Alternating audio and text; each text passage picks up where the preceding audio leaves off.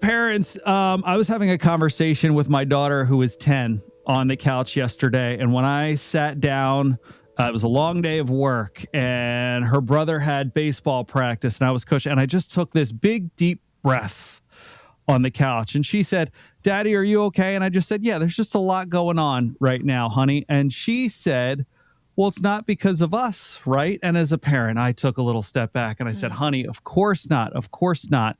There's just some things that mommies and daddies have to go through in a day to get us set up to be parents. And sometimes, you know what? Being a parent can just be a long day. And sometimes that might be because you have to have a long conversation or a hard conversation, or maybe a conversation you don't even know where the heck to begin." And a little bit of that is what we're going to get into today on the Just Start the Conversation podcast. It's brought to you by St. Luke's Penn Foundation. You can visit stlukespennfoundation.org. Joined as always by Amie, Allanson, Dundon. Amie, how are you, my friend? Always good to get reconnected here on this thing.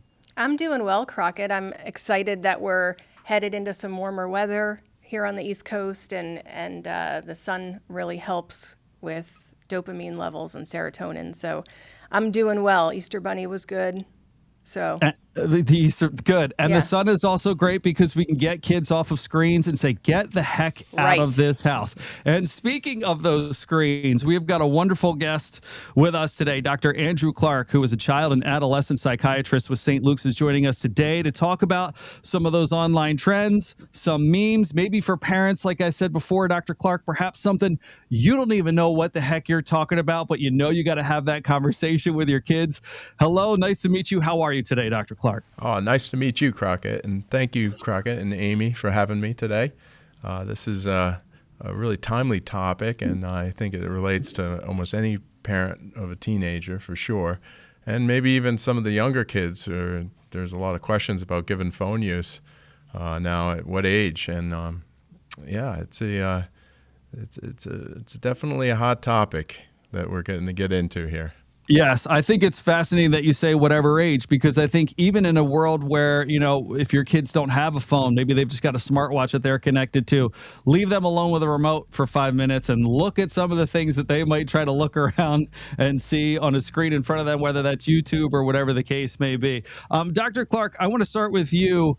As we kind of prep for a show, we've got kind of our questions that we're kind of thinking of, and maybe there's a thought that's in mind that we want to jump right into. Why do millions of teens repeat the same joke within 48 hours? Yeah, I mean, it is quite a phenomenon. We see these things like 6'7", which I'm sure you guys are familiar with. It just took off. Right. And you hear these things like skibbity toilet, and you're like, what does that even mean?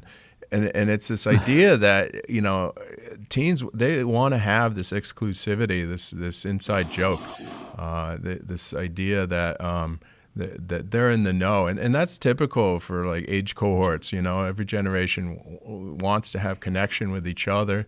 And in a way, it's a natural thing to have teenagers try to build that autonomy and separation so that at 12, 13, 14 especially, they're trying to really carve out something that is for themselves away from their parents. And we're still the adults. We're like, right out of Charlie Brown with the want, and you have to realize that. But they really have taken memes to another level in terms of how viral they can become. And, a meme is really defined by, its ability to be replicated, the variation, the recognizability.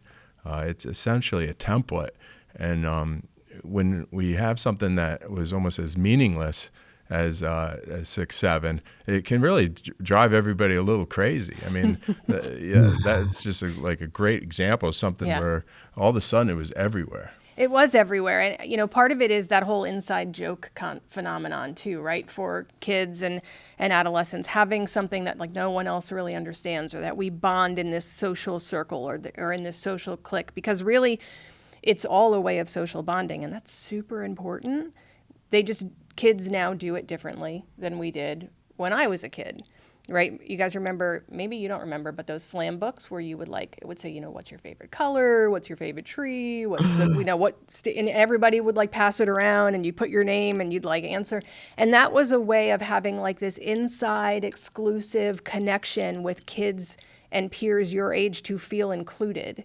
So the meme and the 6-7 thing really is the way from a developmental standpoint that current kiddos are doing what we've always done. It just looks different because technology is so far advanced. Yeah, and it does seem that the ability to connect with just everybody throughout the world so quickly, it can be rapid. And you could have a viral video that circulates literally within 24, 48 hours, and you're either in the know, and my daughter today told me that that's referred to sometimes as being niche. That's another lingo. I mean, as a child adolescent psychiatrist, I've often thought of myself sometimes as an anthropologist. I get to, survey and take in constant change of language and sort of cultural norms, and it really moves quick. I mean, what was current now is gone in about a month or two, and if you start saying things that are kind of old news, it's cringy. Especially to the teen population. Yes, my kids have let me know my cringe anytime especially the 76ers game is on, and it's 6-7. Dad, come on, what are you doing? I think that's a very interesting kind of phenomenon to start with there, though, Dr. Clark, because when that came out, it felt like no one knew where it originated, and so for parents, I feel like your first thought is, what does that mean? Are we saying something that we're not even our kids should not be saying, something that we should be doing? For parents, an approach, these discussions can be weird, right? Because you want to connect with your kids. You also don't want to seem extremely out of touch or like you're kind of hover parenting, helicopter parenting. Just a little bit into that, maybe a good early first step for parents that maybe want to approach one of these viral things in a way that is relatable to their kiddos, friends, whoever that might be. Yeah, I mean, you got to keep a close relationship always, with your kids, and to be able to have this be, kind of fun, you want to allow them to have that sense of, some arm's reach, distancing and superiority. You don't want to come in too close to it, but you also, playing dumb to it. I certainly had a lot of fun playing with this topic with my kids preparing for today's talk. And I, did a little bit of my own research. So, I encourage parents, stay on top of things so that you're not completely in the dark. It's, interesting to me. I was at a family event even a year ago, and they had the grandmother of our family, my wife's mom, doing this viral challenge that essentially, unbeknownst to her, it was really just going through the litany of different kind of meme language, saying all these things. And they were videoing her and then posting it up on a TikTok. And it was all in good fun, and it was pretty cute. But I mean, just to understand the language of what all these different terms and words are. I mean, to know what aura farming is. I mean, to know what is that? Aura farming? Yeah. Well, aura farming almost got ranked as the word of the year, but it lost apparently. And aura farming is essentially you're trying to kind of make your coolness, your X factor, your overall aura, your vibe. Yeah. And vibe is a big kind of theme in general out there. And so to be farming it means you're always working on it. You're always trying to max it out. Okay. And, as we get into some of the topics in this, I want to, say that there's some, concerning trends as well. I mean, there's a lot that's positive that we're talking about that's just kind of fun and relational, but there's certainly concerning trends as well. Well, let's jump into that a little bit, especially with teens, because I think that is Look, that's right at that age where you're starting to kind of come out of your own shell a little bit. You maybe want to be a little older than you are. You think you maybe know a little more than you know. Amie, I'm gonna start with you on this one, and some of that just kind of piggyback off of that idea of just the teen, and we've all been there. We all think the world is way smaller than it is. And going into the world kind of with that approach. And then Dr. Clark, of course, I want to come back to some of those trends that you were mentioning that, could be difficult for teens to understand, could be difficult for parents to understand, but that it's important that we all get together and discuss those. I think there's a few different ways we could talk about this, right? When I think of adolescence, and that's kind of the age group we're talking about, I'm thinking about that 12 to 18-year-old crowd, right? And the questions that they're really working on while they're on social media and using tech are, who am I and what can I be? Our adolescents, those are the two foundational questions of the developmental stages. If we're going to talk about Erik Erikson and the stages of development, that age group, they're in what we call identity versus role confusion, right? That's their developmental stage. So think about these dark memes or these dark rabbit holes that our kids and teenagers go down, and adults too. But during the stage of their life where their brain is literally developing identity, who am I, and who am I in relationship to the world, right? And in those very formative, pivotal years, it's very easy to fall in with the wrong crowd and to do that online, right? And because it's cool, or, I want to aura farming. I want to, get my vibe, the way it's supposed. Listen, I'm trying to come into 2020. You sound real unk right now. I really thought you were going to say, I'll plant the seeds of my aura and watch it grow. No, continue, please. So if we are AI, social media is designed to set people up to continue to come back to the same themes, the same trends, the same mechanics, right? The tech mechanics driving our searches and what pops up for us. If I'm really struggling with my role and my identity, and I'm trying to find my vibe and be cool, and I go down that, Dr. Clark's going to talk a little bit about that dark stuff, but if I start to go down that rabbit hole and my brain is literally forming my sense of identity, it's real easy, real quick to fall into a pattern that's going to lead to increased anxiety, depression, social isolation.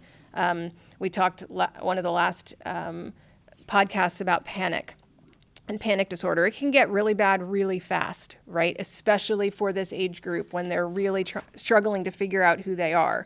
Our adolescent brains are wired to explore. They're wired for exploration. Tell me more. Who am I? How do I figure that out? And who am I in relationship to these really uncool adults around me, right? And how do I get in with, how do I get more likes? Right? How do I get more followers? What's the thing that's going to make me stand out? And because we're developing, it's so much easier with technology and just the mechanical platforms of going down that really dark place a whole lot faster than it used to be. Yeah, I mean, it's a trial and error playground. There's such an ecosystem, and the big three, TikTok, Snapchat, and Instagram, these are all playing a different role to that identity formation. You have TikTok, which is like the ocean of like culture engine creation, and you're able to sample in that a lot of different things.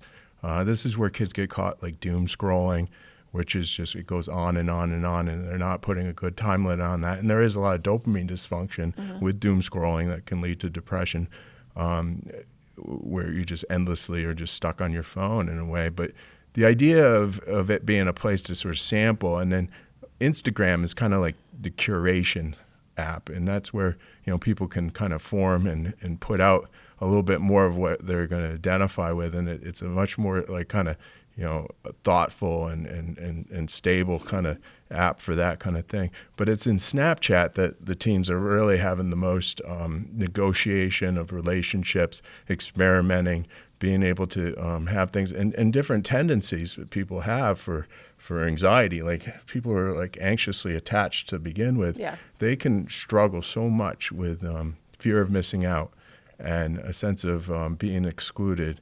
They'll do things on Snap where they're going to basically, follow on the Snap mats where their friends are hanging out with other friends, and you can be sort of just in this kind of lingering, watchful state where you're just like avoidantly, not really participating, but you're envying. Right. And feeling horrible inside. That's so sad. Watching Right. where people are gathering or together. You can look on your map. You're seeing that you didn't get the invite. Yeah. People are all the time. Look where everybody is. Why didn't I?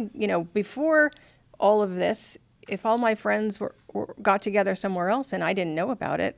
You just didn't know I just didn't know about it. And that is blissfully amazing. So, it's sad. That's a tough one. Yeah. It's interesting. You both touched on kind of your identity and identity formation. And I think one of the tricky things about these apps is they'll try to define your identity for you. If you get down, we use the word rabbit hole and doom scrolling. And if all of a sudden you just kind of stumble into something that you watch for 60 seconds that is maybe something you hadn't heard of or didn't understand or caught your attention for a little bit, well, all of a sudden, feels like the popular word is always your algorithm. All of a sudden, these apps are going to start feeding you those things because what they're saying to you is, oh, I think this is what you like. So as we're talking about kind of your own identity formation, now you've got something that's saying, I think I've figured you out, and is sending that to you. Dr. Clark, can we just talk a little bit about the risks and concerns in that in and of itself in just, man, some of these minds just have not been molded enough to maybe fully comprehend what it is that they're starting. I'll come back to this rabbit hole that they're going down in a little bit. Yeah. I mean, I think that there are some trends that are very radicalized and very extremist. And you have, at the aesthetic level, that's a meme and a general kind of online theme that you often see, and there's this whole world of what's called look smacking that I wanted to be able to bring into the conversation. That is really a concern of mine, something that I've seen clinically as a problem. And what look smacking is essentially being so almost in a quantitative and metric way obsessive about one's appearance, and this is a kind of derivative of like the manosphere culture that's affected a lot of young boys who become then either influenced by certain influencers. There's, for example, this guy named Clavicular, who's a major influencer in this world of look smacking, it's called. And essentially what they propose is that there are these exact ratios of like a jawline or exact contours of eyes that have these reproductive advantages, essentially. And this idea of like kind of putting a metric on all things relational and all things kind of evolutionarily at an advantage, and that there's this sort of subtle implication that is not so subtle on many of these message boards and sites that kind of put this forward. And it's a very deterministic, nihilistic kind of way, and it leads to something that's called being black-pilled. And being black-pilled is a very dark reference to something that is originally from the Matrix movie, where things were either blue-pilled or red-pilled. Now, I prefer to be blue-pilled. However, once you go and get red-pilled, well, then that means that you're like in the know, or you're seeing kind of behind the curtain how everything kind of really operates, and it's got a lot of conspiratory level. But to be black-pilled is this real scary kind of dark, kind of deterministic way of essentially saying, well, I've seen behind the curtain, and there's nothing I can do about it. It's a very hopeless and predetermined state, and it really concerns me. And I've seen some patients that have referred to this black-pilled and look-smacking culture, and it does always coincide with some very severe depression or some OCD symptoms that I see. And so it's definitely a clinical red flag for me. So that's something that I thought would be relevant for the listeners. It's almost like the epitome of body shaming. Yeah, and it leads to body dysmorphia. Some of the look smackers will do these crazy things, such as like taking a hammer to their jaw. And they'll do what's called bone smashing. Jeez. And do Clark. Things to and they'll get into buying Botox online. You got a lot of inappropriate steroid use in this group. Especially males, you said? This is predominantly males, but it affects women too and girls, because the girls who are at least aware of this, they see that this culture is putting them onto this metric, this idea of a ranking system.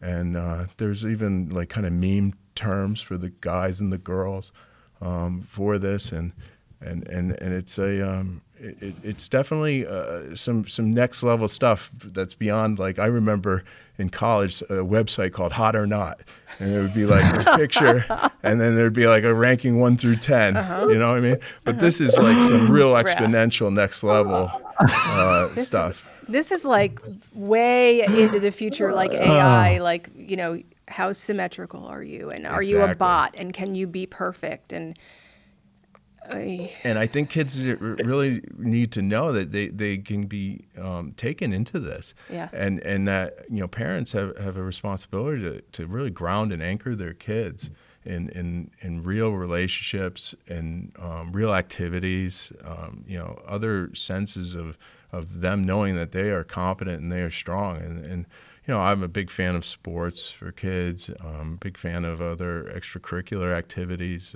whether that's music or, student government or anything that can just tie kids and their sense of their ego strength into real things. And real other people. Yeah. Yeah, I kind of wanted to touch on that a little bit because social isolation came up a little bit earlier. This is kind of a fascinating thing because I hate to use the word insecure here for someone who really just hasn't bloomed into themselves just yet. But is it just we as kids growing up, still now as adults, we have our own insecurities? Is it just, Amie, I'm going to kind of start with you in this one. In a world of social media and AI and what looks perfect and like those things were always there, but are we just in a way deeper hole than we were in 10, 20, 30 years ago? I think we are. I hate to say that in a really negative way. I don't think there's any way we couldn't be with how far we've come with technology. It is a much, maybe it's not darker, it's faster, right? Okay. And the immediacy of feedback pushes people's mental health either in a very good way or a very bad way very quickly. It doesn't take months or years to develop, it's days, sometimes hours, if we're online and being told, giving messages that maybe then make us think we need to go physically disfigure ourselves or change ourselves to be better. I think what I see happening in the world of psychotherapy with kiddos is really the lack. Kids are much more advanced than adults are in some ways now, because they've grown up with much different, and it's not always a bad thing, but what I see missing is critical thinking. It's easy to parrot things back, to mold yourself to be something else, or to figure out what to say, think, and do because I'm seeing other people do it. But when it comes to the real world, when you don't have a tablet or a phone in front of you and you're tasked with making a very critical decision, to do that without the assistance of a phone or without the assistance of my computer, critical thinking skills, I see the lack thereof contributing to anxiety. I see a lot of that in the therapy world. I don't know what you think about that. It made me think about how much imitation is a part of everything we're talking about here. I mean, we're talking about, memes essentially are imitations, and it does seem that in terms of what we do when we abdicate, we give up our critical thinking to digital life often. And this, on a topic of AI, we might need to do another podcast, because we could do another podcast on that topic. But in terms of what we're saying within social media, and especially when we wanted, you and I growing up, pre-digital life of social media, we had our cohorts of our grade, of our high school, of our towns. That was basically the bubble we were in. Any echo chambers we were going to have was basically determined by that. And that was a derivation of many other families that were the source of all of that. And so what we had was such a shorter set of variables, and culture was more preserved, and it was less rapid, like you said. And to be able to navigate that, we were able to have more time for what is called deep thinking.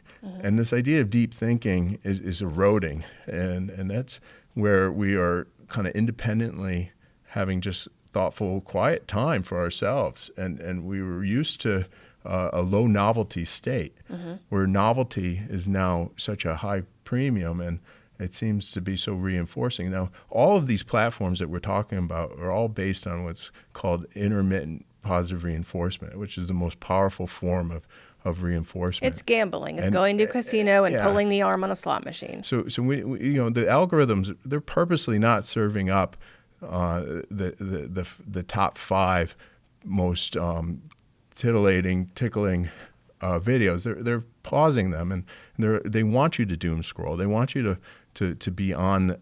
They're trying to capture as much time as possible. I think the Netflix CEO said that their main competitor is sleep, and I'm sure that all these apps kind of believe that to an extent. And it's a sense that we're really pulled into something that hijacks our brain, hijacks components of identity formation. Right. Puts us in a state of this FOMO and a sense of being excluded. Yeah. And I think that when we're trying to establish a stable personal identity, and we're constantly being sent down holes that or roads that are better for the big companies, for your big AI tech companies. We're going to make them money because we're going to go where they want us to go. Developing personal identity, and again, back to critical thinking, is it's sorely hurting. And when we're already raising kids in a world where there's a little bit more trauma, in terms of, we've talked, this is probably, I shouldn't open this door, but if you think about what they're exposed to just in the news and with school shootings and kids, take social media out of it, things that they're exposed to now that we weren't 40, 50, 60 years ago.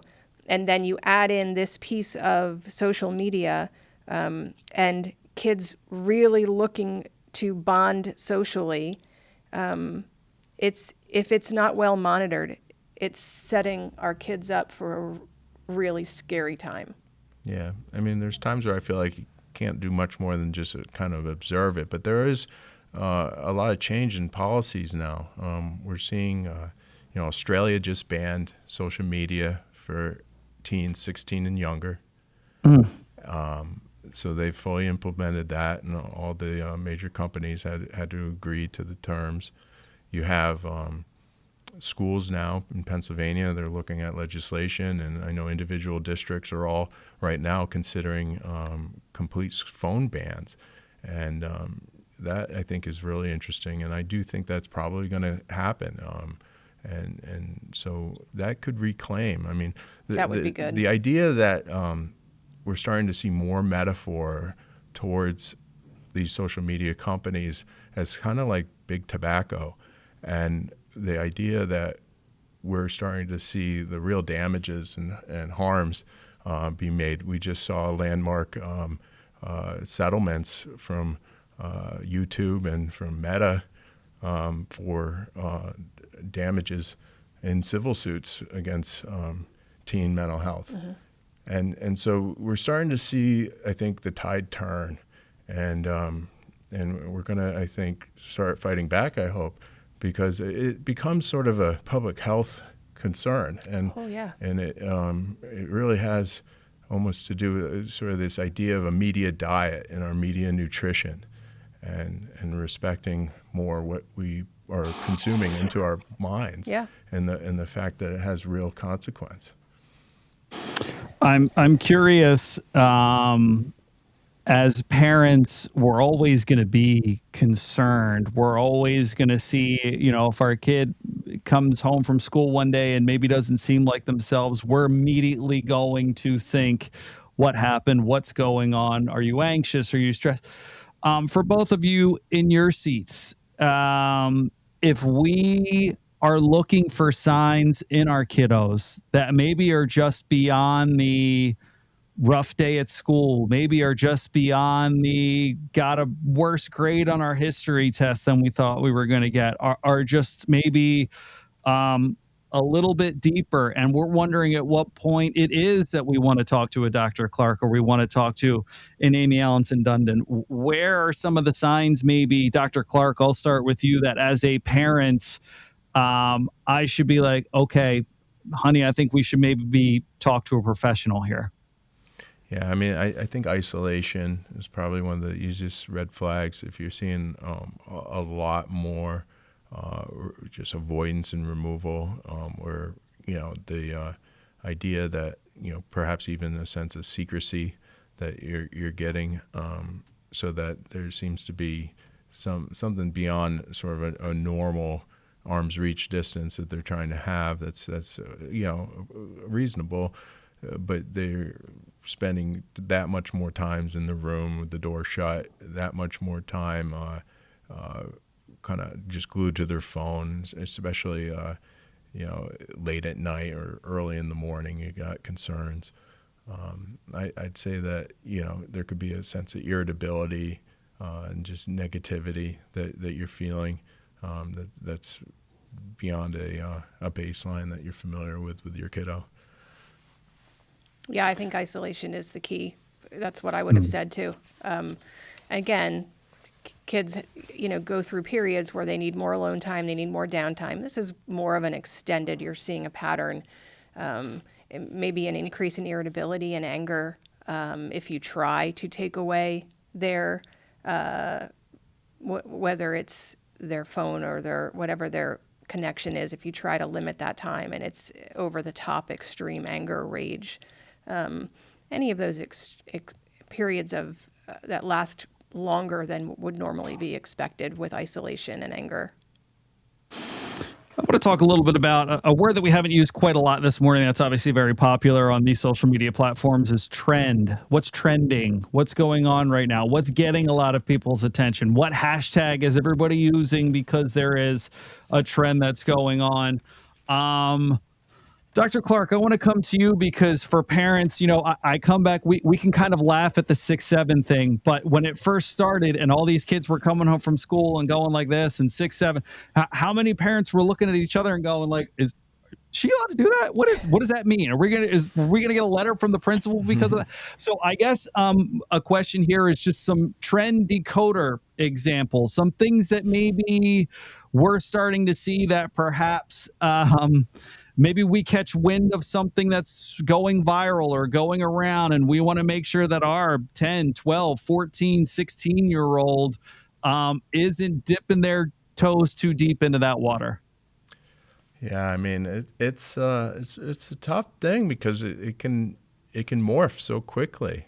I saw one meme that had a very sexual connotation that seemed to get like kind of normalized out there, and then all of a sudden it's something that you lose track of where the beginning of it was, and it kind of walks itself down the line of different kind of age ranges, and then it's just sort of then this thing that people are laughing at, much like maybe a sex joke that isn't understood by a sixth grader, and then all of a sudden then Hawk Tuay becomes a meme that you're hearing kids who don't even really understand it, and so there's definitely different things that like you can catch. Now 6-7 was pretty sort of innocent and came out of nowhere. For me, I actually have my own psychiatric take on it, or psychological take, is that it basically, for me, I think it catches the mind and the brain in a sweet spot of like not being able to settle on something. So sort of like when you're puzzled or you're in between two things, and you can't, the moment right before some decision is collapsed, or a yes, no, it's in this sort of non-binary, almost quantum-like state. And I think that whether it was the basketball player's height or just the beat of it, there is something to be said that a lot of these things become auditory, and the sound that it gives off is an infectious part of it. And it's a fascinating it's a fascinating thing, because think of how many songs, even before the internet, think of how many songs are huge in pop culture history that you're just like, I don't know what the heck they're even talking about in this, but maybe it just sounds good, or does it make sense, or is this about a relationship? Like, what are they talking about? 6-7 kind of feels like it falls in that category of just, I think to your point, Dr. Clark, there's just a sweet spot in there for some things that catches pop culture. One thing that comes to mind when you ask me about some trends and interpreting them right now is this idea of brain rot. Are you familiar with brain rot, Amie? Yeah. And you get a sense of like kind of what it kind of captures. It really, it's almost celebrating kind of meaninglessness, and it has this sense that like these sort of low effort sort of. It comes like up with my kids coping. in Roblox. Brain rot has been a big thing in Roblox, where it's just like like you're just, to your point, like you're not overthinking too much. It's just a thing to do, and it's just one of those fascinating things that kids are just starting to get attention to, I suppose. Yeah. No, I mean, in terms of like, rage bait, that's another that was actually the word of the year by Oxford, and this is just like the idea of just being pulled into things, whether that's on a TikTok feed or in other social media platforms, and that could be just like unfair comparisons, deliberately bad opinions, relationship provocations, obviously wrong life hacks, status flexing, polarizing claims. This is all like basically what rage bait is. Yeah. And I don't think rage bait is new. I think we've done it since the dawn of time with each other. It just looks different now. Right? In 2023, the Riz became the word. And that was essentially just to have charisma and to have Riz. And I just love how the language changes real fast, and it is interesting. It's to me. kind of fun, but keeping up with it is not easy. So I think that's where parents and grown-ups and adults really, we owe it to our kiddos to do the research, like Dr. Clark said earlier, and really understand, or at least try to understand what's going on. For both of you, some resources perhaps that you listen. Again, Amie, we always start with, if you really think that your kiddo, yourself, your kiddo, a loved one, whatever it is, start with your primary care. That's always the first place we're going to start.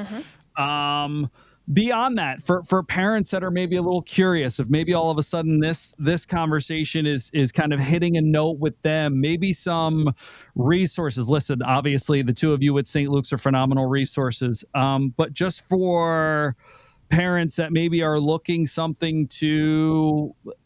Google is such a tricky thing. We've said it a million times on this podcast. And for parents, you don't want to assume the worst, but you want to learn, you want to try to understand, you want to try to know. Dr. Clark, Amie, whoever would like to start here, maybe just some good resources for parents out there. Yeah, one recommendation more than a resource that I was going to say is I do think to not avoid these platforms completely. I don't go on TikTok, but I have it on my phone. And so if I have one of my kids, send me something, well, I'll look at it because it meant something to them or it connected to something that we were talking about earlier. I have a sister-in-law who's got her Instagram account, and she's connected in with my nieces and nephews, and my kids are all teenagers. And so anything that they put up on Instagram, she's going to either like or comment, and we'll hear about it through my sister-in-law. I myself don't have Instagram. But the idea that to be available and to be present, kind of even to the point that as parents, we should, I'm not saying every parent needs a Snapchat account because I think that's next level, but just to be aware and I think to audit your kids and to, the one thing about trying to set limits on this is that you can't get away with completely pulling it all because it really is such a component now of kind of modern teenage life to have this playground of sorts. It's about being able to set limits and kind of some frustrations within it so that there's a reality check back to anchoring in on real family life. And so that might mean asking them to set notifications. That might mean the idea of like some quick audits, like I want to see who you're talking to. I want to see what you guys are talking about. And that could be tricky, and depending on the dynamic between the parent and the teen, that you might need to be careful with that. But certainly, the more frequent it happens, or the more that it's an open discussion, that this is, I pay for this. Most parents pay for their kids' phones. It's sort of a privilege that you have all of this, and take back a little bit of ground. I think you can find the right balance. Well said. If I can speak on behalf of a parent who has to use my phone I'm going to edit parts of this episode on my phone or my tablet or my PC. I recommend the Touch Grass app because that will make you have to go outside with your phone and take a picture of grass. It's going to get you outside. It sounds silly, but there have been plenty of times, it's not 100 out of 100. But there have been plenty of times where I've gone outside with that app and been like, oh, I could do something over here. Well, on a day where I haven't had things to do, where maybe you just find yourself scrolling aimlessly, it's one of those things that I'm not saying this is the end all be all, parents, don't get me wrong. But if it works 1 out of every 10 times where all of a sudden now your kid's maybe just shooting some jump shots outside instead, or picking something up, picking the acorns out of the grass, whatever it might be. I think anything that we can do to, alleviate even just a little bit of that screen time is a good thing. Listen, I think this was a great conversation. We could keep rolling to your point, because I think there was plenty of ways that we can kind of web off of this conversation, but I think this is a good spot to wrap this one up. I did not have hotornot.com coming up in this conversation at all, which was I don't think I've heard hotornot.com in like 20 years. So Dr. Clark, thank you for that one. To both of you though, Dr. Clark, he's a child and adolescent psychiatrist at St. Luke's. Thank you so much for your time today. It was great information. We really appreciate it. Come join us anytime, whenever you want to talk, please do. Yeah. Thanks for being here. All right. It was great. Thanks for having me. As for you, Amie, Allanson, Dundon, it's always a pleasure, my friend. Touch grass. That's what I think is a good way to just leave this one. Whether that's an app or it's actually getting outside, everyone, doesn't matter what your age is, get out and touch grass. Put your hands in the dirt. Put your hands in the dirt. Little bit. It's the Just Start the Conversation podcast. It's brought to you by the St. Luke's Penn Foundation. You can visit stlukespennfoundation.org. For Dr. Andrew Clark, for Amie, Allanson, Dundon, I'm Kevin Crockett. Thank you so much for joining us for the Just Start the Conversation podcast.